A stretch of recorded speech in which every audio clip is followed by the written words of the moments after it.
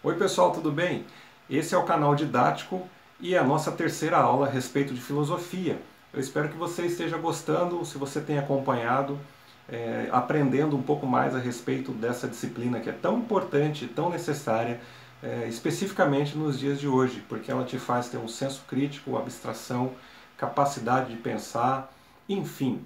Eu espero que você esteja curtindo o nosso canal e as aulas que estamos postando. Hoje é a nossa terceira aula.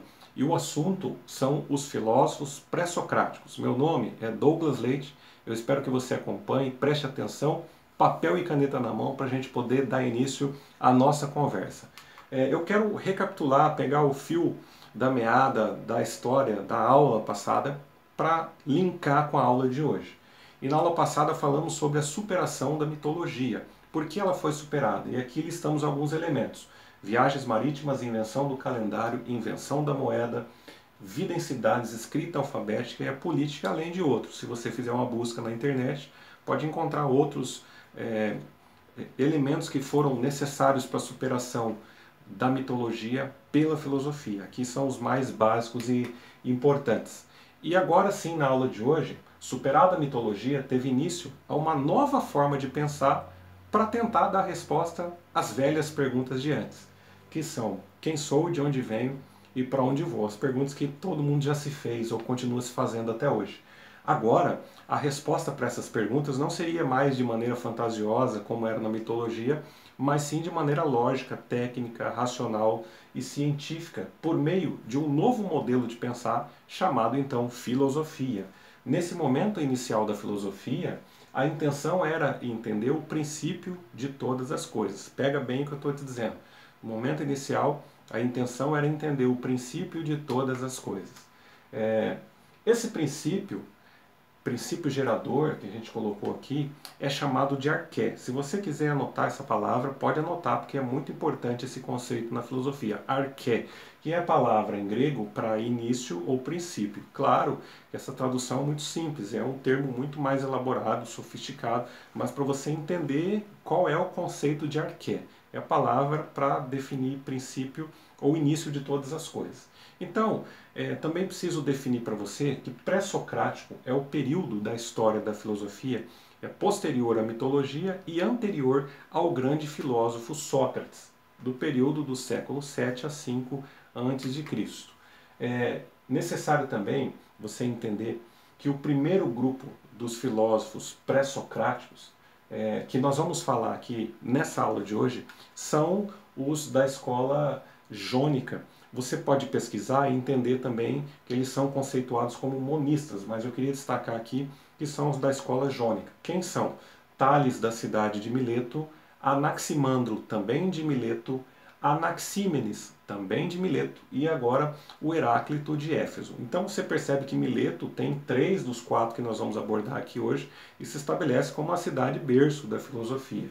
Esses pensadores buscaram a arquê, que é o princípio, aonde? Na natureza. Veja bem, a explicação da origem de tudo não está mais nas histórias fantasiosas, e sim na própria natureza, no próprio mundo que nós vivemos. Então, eles buscam a arquê na natureza. E em grego, natureza é physis. Estudando filosofia, você vai aprender um monte de palavras em grego. Grego é physis. Por isso, por essa razão, esses primeiros filósofos pré-socráticos da escola jônica são chamados também de filósofos da física ou da natureza, ou naturalistas, enfim, depende, você se achar esses termos, vai entender que estamos falando do mesmo grupo de pessoas. O que eu quero que você perceba é o seguinte: cada filósofo da escola jônica entendeu a arquê, ou o princípio do mundo e de todas as coisas, como proveniente de um elemento da natureza. Então olha que interessante, o Tales de Mileto entendeu que a arquê estava na água. Então para ele a água que deu origem ao mundo e a todas as coisas. O Anaximandro, diferente um pouco deles, não entendeu um elemento específico da natureza, mas sim um processo que ele chama de apérion, ou o princípio infinito e indeterminado. Então para ele é esse processo chamado apérion. O Anaxímenes, também de Mileto, entendeu que o princípio de todas as coisas era o ar. E o Heráclito de Éfeso entendeu que o princípio do mundo, de todas as coisas, a arquê, era o fogo. E assim estava estabelecida a primeira corrente filosófica que existiu, primeira de todas, que é dos filósofos naturalistas, né, da physis, pertencentes à escola jônica, no período da história da filosofia chamado de pré-socrático. É muito bacana porque a escola jônica, que também, se você pesquisar, alguém pode chamar de iônica, ela é o conjunto dos filósofos da região chamada Jônia.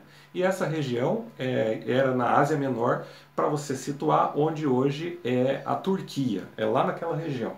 Como vimos hoje, superada a mitologia, se inicia o período da filosofia e o primeiro período é dos filósofos pré-socráticos. Esse período, como o próprio nome sugere, é o período dos primeiros filósofos até quando chega o tempo do grande filósofo Sócrates. Então, antes de Sócrates, período pré-socrático.